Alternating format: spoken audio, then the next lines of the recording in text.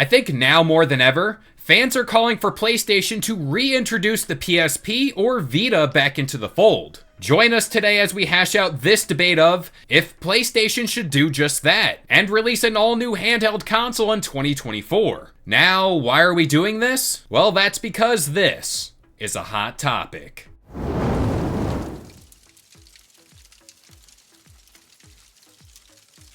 What's up, guys? This is Kalo, and normally I'm here to give you the lowdown on all things gaming, but we are back for yet another episode of Game Sandwich Hot Topic.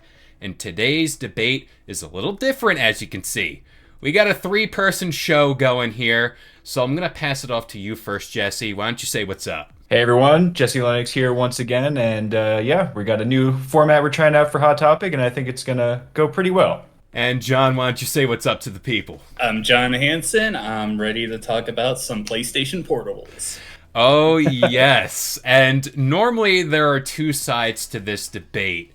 And I think what's important about today's episode, and I brought in the props for this episode. We're going hard for this episode. We're going to be talking about this classic beauty, the PSP.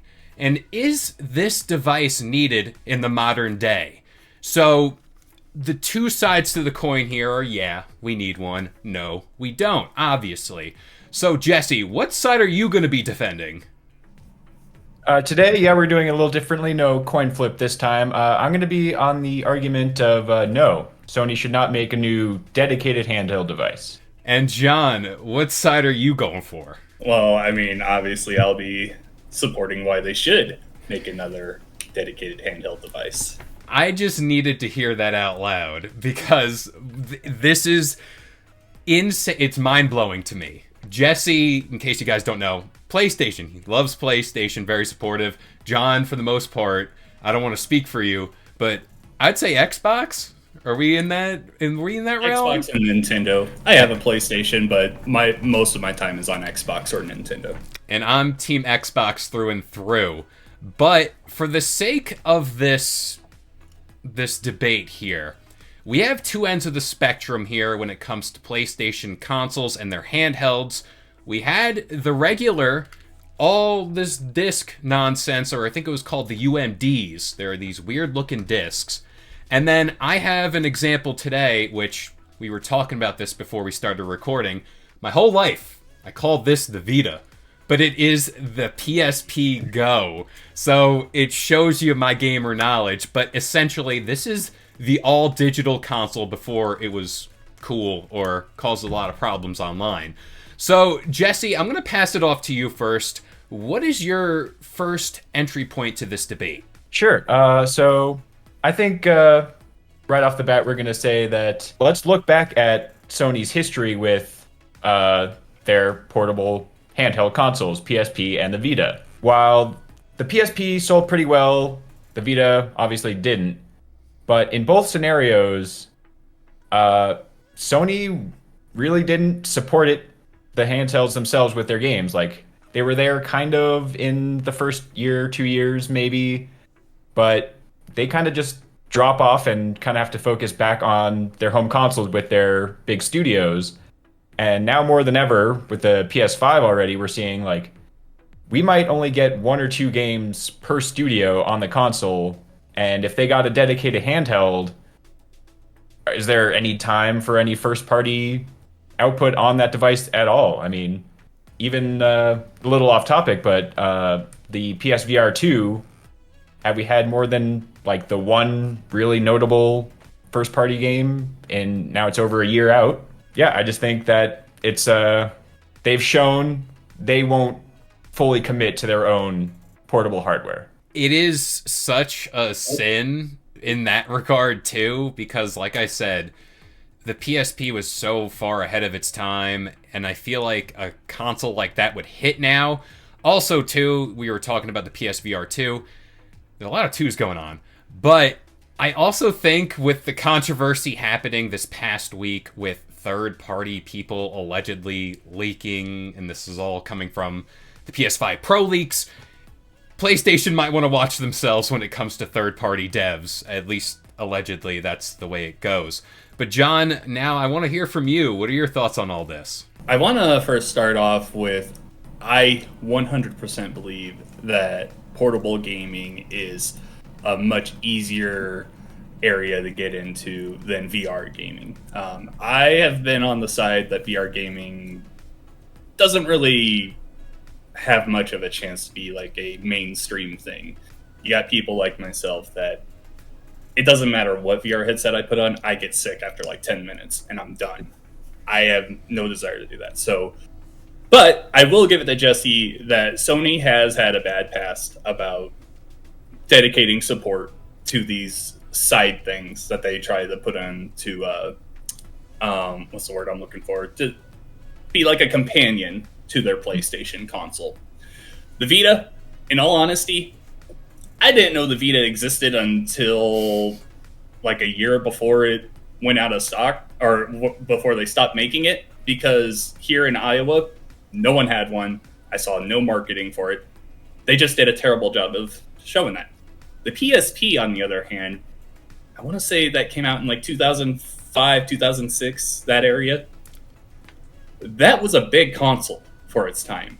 A lot of people in my school had it. I got one just for a class trip to New York, and I was very impressed by it because at the time, all I really had was a Nintendo DS, Game Boy Advance to like really compare it to. And I think it'd be a little tough for Sony to be like the market leader in the handheld space. That's always Nintendo's area. And with the Switch and the Steam Deck, I think it would be tough for them to be like, yeah, we are number one in this area. But if they were to dedicate themselves to this area, they could really nail something special. Something, I know there's people that like what's the new thing? The PlayStation... The Portal? The Portal, that's it. Thank you. I know there's people that like that thing, but I could never get behind the fact that it needs Wi-Fi. It has to be within a certain distance of your console to work. I want a dedicated console that has its own library and also might be able to do some of that Bluetooth capability with your console, that when you're at home and someone else is using the TV, yeah, I can just play it on this. That is completely doable in this day and age. So I guess I had one of these questions line up for you guys. Yeah. Are we lumping in the PS Portal into the echelon that the PSP, the Vita exist? Is this the true handheld console? Also, too, in complete agreement, the biggest missed opportunity in gaming today was the PS Portal not being able to play games natively. Biggest miss. They would have knocked it out of the park. And I don't know if this is right, but does that have haptic feedback? Because if it did... It does not. Oh, it does not. I don't think so. If it did, that would have been... you talk about cloud gaming even to do on that. That would have been such an amazing console. Even like an extension device would have been great. But yeah, are we lumping the PS Portal into the PSP family, like handheld gaming console? I would say no, just because it doesn't play it natively. When you go far enough away, it just doesn't work. Where, like, the PSP, like I said, I was in another state across the country, and I was playing games and enjoying my time with it. You have to be right at home to get the full experience with your Portal. So I would say no. Yeah, I agree. It's just a remote play device. So I consider a dedicated handheld as something that can stand on its own independently, and yeah, Portal just... I would say it's an accessory more than a console. So I have another question for you guys. We talk at length within gaming about all digital consoles versus physical media and all that. If PlayStation, because as you guys said, they have difficulties committing to one certain aspect of an extension of their console ecosystem, are we going with a Vita device that is all digital? Or is there a space where you can do like those old UMD disc, like the top loading cartridge. Is it all digital? Is it physical? Even though I'm on the against side, but if they were to do one, I think it has to be all digital. I mean, which is also another reason I would say they shouldn't make one, is because if it was all digital, like it kind of has to be, the size of games nowadays, I mean, we're talking 100 to 500 gigs. Like, if they made a dedicated handheld, I don't know if we could even hope to get like 2 games on that with the storage, unless they got really expensive and got like a terabyte. And even then, like, how much could you reasonably hold of modern games on a handheld, especially with Sony being all in with their SSD? Like, either they're gonna have to scale back, or cut some corners, or this thing's gonna be more expensive than the PS5. I think the Nintendo Switch has proven that you can do physical mobile games still. You could do the cartridges. No one wants the UMDs. Like, we had those before. They were, let's call them a novelty for their time.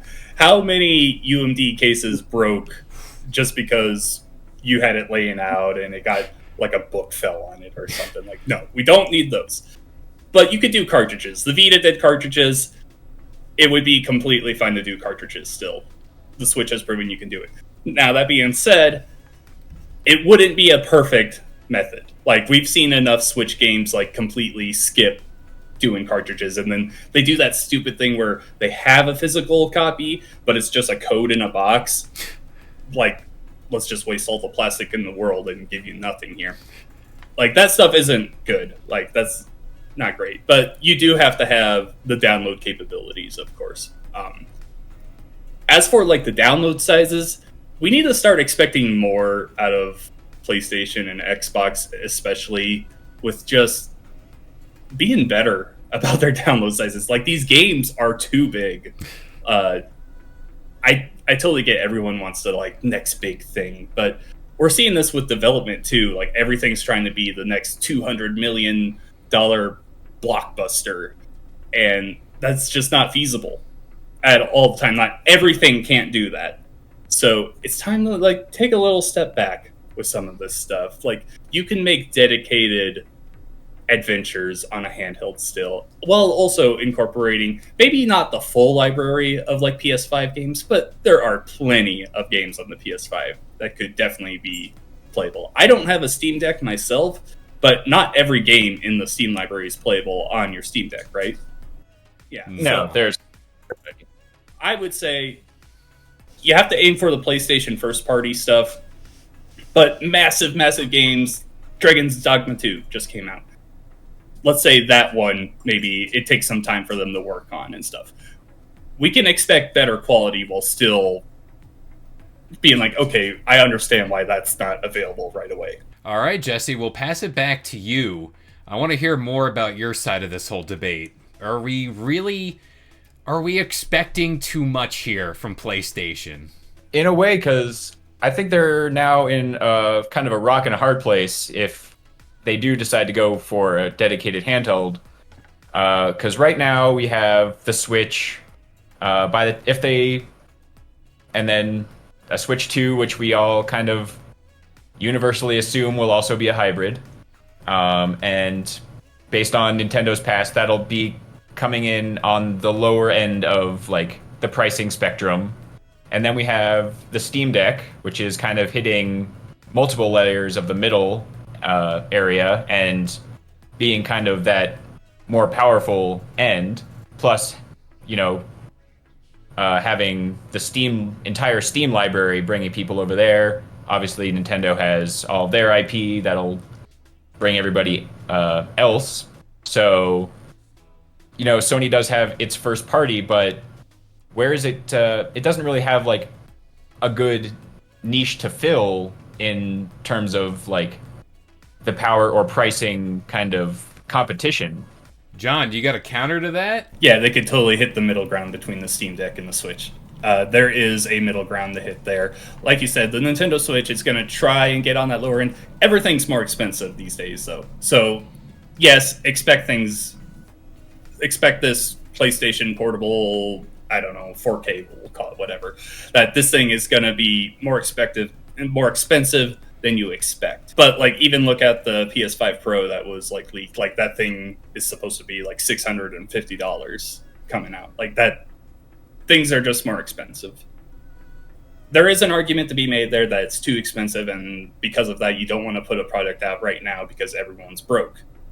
Been there firsthand. But if they wanted to, they could definitely hit a middle ground, be a little bit closer towards the Steam Deck in pricing, but it is a area that I think they could definitely hit. I guess since we're talking about the Steam Deck, PlayStation, as of late, has been making a push into the PC world. Their games are going up on Steam. I want to know, and I'm going to ask you first, Jesse, is the fact that their games are available on Steam, which I know they got to fix games to be compatible on the Steam Deck, wouldn't them just existing on Steam negate the fact that, hey, we should go out and buy a PSP 2 or whatever they're going to call it? Like, is there going to be a need for the console because the Steam Deck exists? Yeah, that's another point, that they're starting to get more push on Steam and PC as a whole. And I think that's a more tantalizing option for them to let Steam or Valve, handle. They're making the handheld, and they're getting a cut of those sales without having to make, produce, manufacture, distribute an entirely new and build a new kind of audience with their own new handheld that would then, have to compete with the Steam Deck and, less so the Switch in terms of their games already being on a handheld. So they're kind of competing with themselves in a little bit of a backwards way. So yeah, I think Steam is kind of doing the legwork for them in a way here.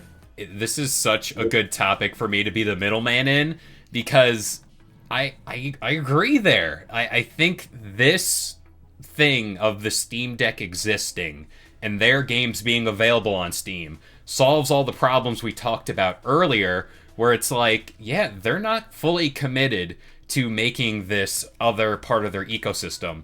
So let's just pass this off to Steam and just let them deal with that whole portability factor. We'll just give you the games, we'll give you the software, and you guys take it from there. But John, I want to hear from you about this. This kind of goes back into the first-party exclusive conversations that we've had in recent months, kind of, because we've seen PlayStation be a little more willing to put their stuff on PC these days, on Steam. Just because they're doing that, though, doesn't mean that they can't get more money from their own stuff. Yeah, they're getting just a piece of the pie from the sales on the Steam Deck. If they want the full thing, they can make their own console. And there's millions and millions of PlayStation 5 and even PlayStation 4 owners still that don't have a Steam Deck. Like, that's not a...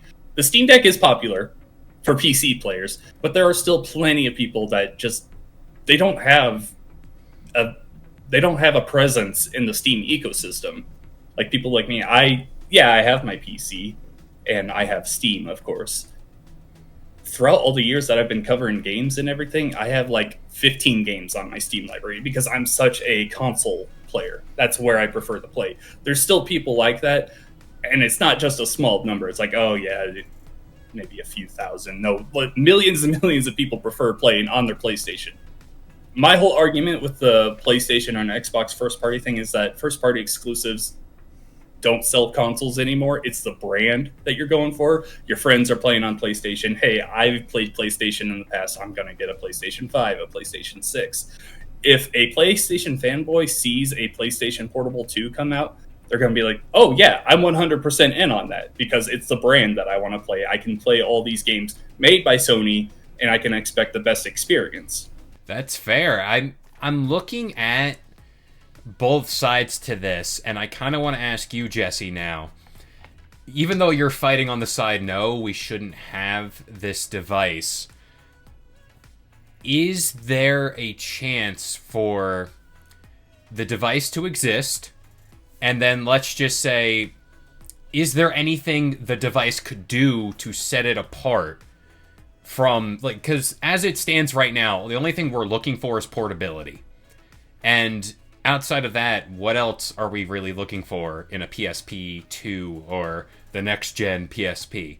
So basically what I'm trying to ask here is expectations for the console that could set it apart, and if there isn't any, what are some remedies you have for that? Yeah, this will kind of go into a few points I was thinking before we knew what side we were taking.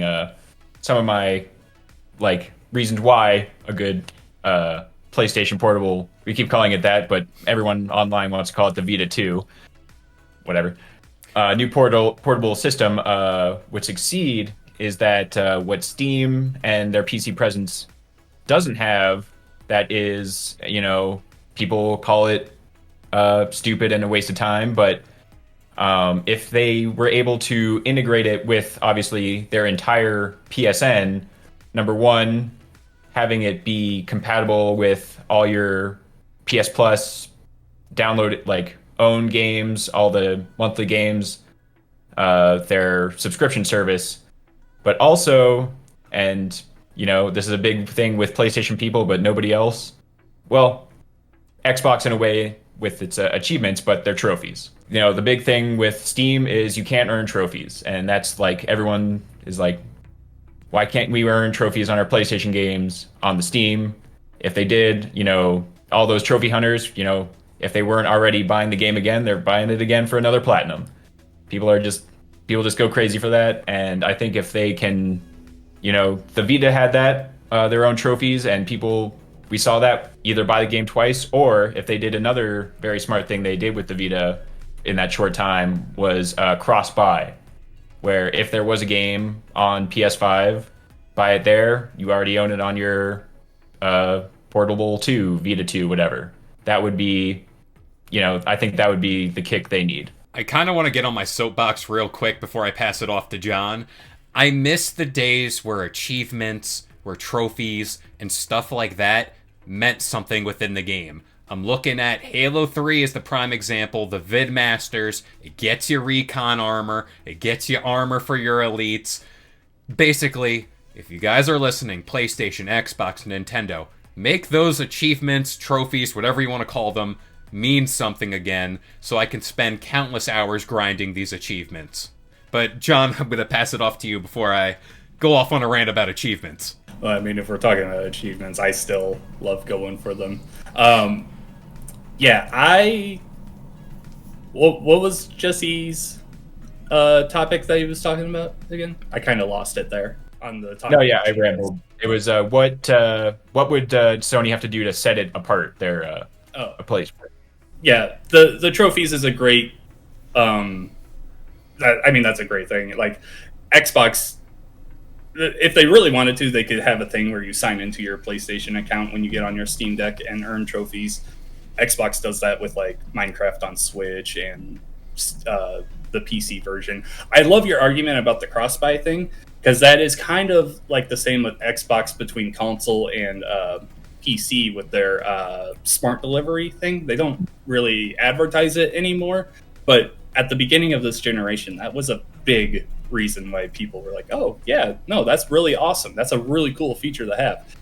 If PlayStation were to come out with a Vita 2, 100%, I would be in favor of a cross-buy situation.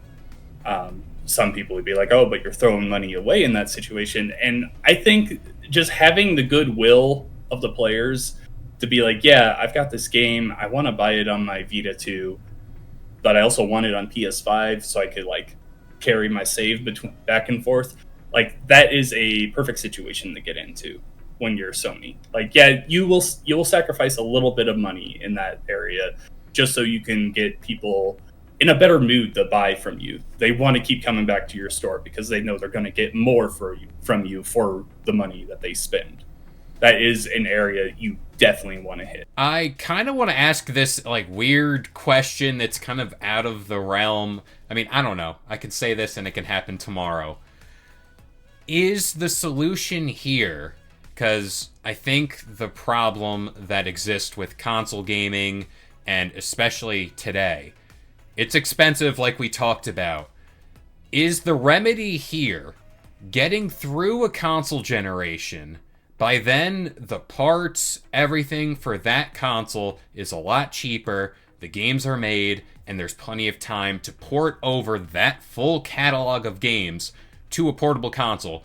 Could the portable console be this like bookend to a console generation, and then we have the PS5 portable? So that way, you can move on to the PS6 if you want, but if you'd like, and this is normally the case with me, I like to take my older games on the go because I just can play them whenever I want when I'm on a trip.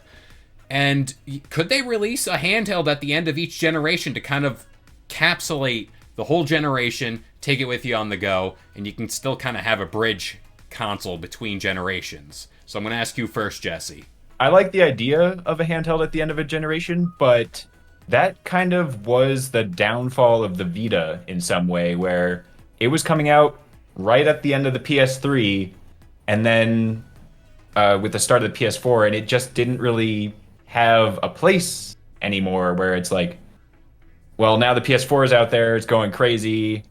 The PS Vita kind of can't sort of run PS4 games. I think it like didn't even connect quite right, which they would obviously fix the next time. But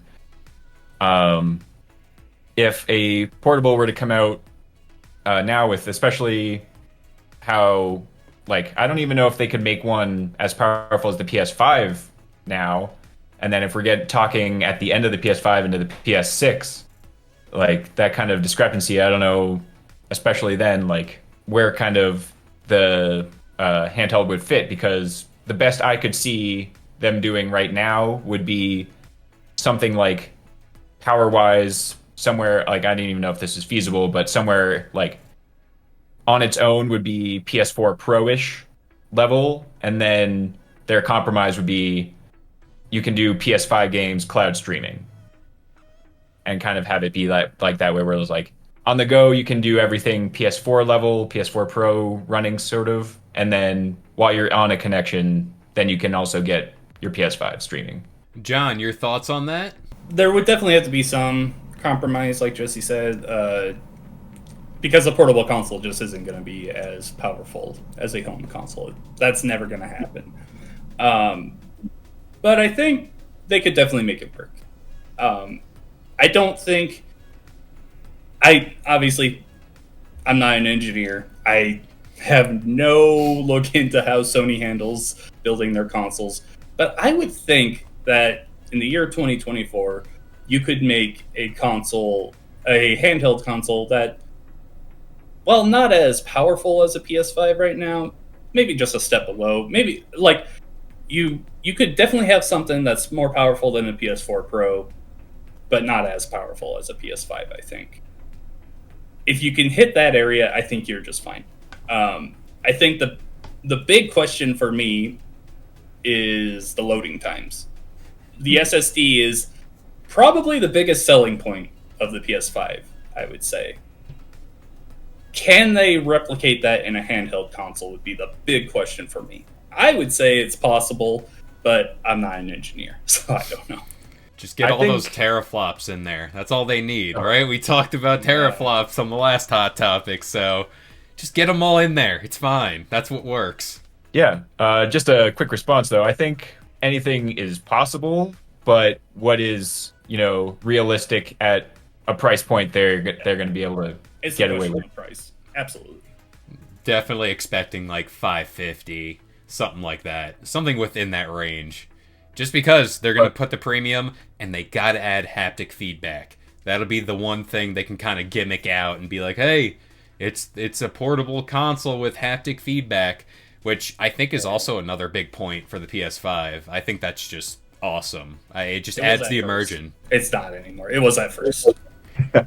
I think I'm pretty cool with the haptics, but I don't think a handheld should have that. It's just like, that just sounds like a recipe for it jumping out of your hands. All the memes online, it's like if they replicate what it actually feels like to play a Call of Duty, your console just fly away, like you said. But do we have any closing points here for either side? I think that a PlayStation Vita 2 would be a great addition to the PlayStation 5 nowadays. I think it would fit an area that the VR2 tried to get into, but again, everyone's talked about it. Sony just didn't dedicate it enough. And I just don't think that VR is in a great spot to like be a mainstream thing for any company besides like the ones that are like truly dedicated to it. Meta and I guess the Steam Deck was popular for a while. Or not the Steam Deck. What's their thing? Vive, right? Yeah. Yeah, handheld gaming is still popular. It's always going to be popular because it's the ease of use. Like, Nintendo has made it 7 years with the Switch, with their main selling point being, oh, I can play a home console game on the go. Like, Breath of the Wild, Tears of the Kingdom. Like, those are massive games that you could just play anywhere. There will have to be some kind of corners cut on the games that we get nowadays. You can't get, like, the full... let's say God of War Ragnarok, like that visual fidelity outside of cloud gaming, you can't really get that running natively on a console, but you could get it running in a good spot. Maybe you drop the frames down a little bit so it can handle it. You're not getting like a 60 frames per second, but like a 30 or just under, like keep it there. Like that would be a perfect area for Sony to hit. Yeah, so I'll just kind of close with that the handheld market isn't what it was, where like in the Vita 3DS days, where now Nintendo and we're seeing with Valve Steam Deck, mobile games, handheld games, I should say, are just console games on a portable system. So in that sort of regard, you know, we have that in 5 other ways with the Steam Deck, or, you know, your phone, you can stream a PS5 game to that, and the PS Portal, I think, is Sony's kind of concession where they're like, we could invest a ton of money into something that could run a PS5 games worse at best, or maybe they looked at it and said maybe not at all, and they would just be a streaming thing anyway. So we'll cover our base with the streaming solution rather than, you know, either severely compromise the quality of their games, which is kind of their last leg right now until whether or not they keep going on this live service thing, but that's another topic. But, you know, the whole thing of their first party is their quality, and if they're compromising that to fit it on a portable, I don't think they're going to be too happy about that. And I think they're just see the market as streaming only is, you know, their solution for now, and kind of buff up that, and, you know, hopefully invest more into the other marketplaces that are in the handheld space, either getting like their mobile thing going more, and either a stronger integration with Steam and their own PC kind of launcher marketplace. I don't think they should go to full marketplace, but, you know, just kind of going into the cloud, I guess, where they can deliver the games that they're already making for console without having to either make separate versions or cut off parts of their team to make games just for a hardware, because nobody's doing that anymore, not even Nintendo. Well, that about does it here for this episode of Hot Topic, and it's my favorite part of the episode where we pass it off to you guys, the viewers. Let us know in the comments section down below. Are you for a PSP 2 or a Vita 2 in this case, or do you not want to see one exist in the future? Also, too, our Discord will be linked below. Of course, we're always having conversations within the various channels and talking about this here episode. But that about does it here for this episode of Hot Topic, and we'll see you guys next time. If you enjoyed today's debate or want your weekly dose of gaming news content, consider subscribing to Game Sandwich for content just like this. And we'll see you guys next time.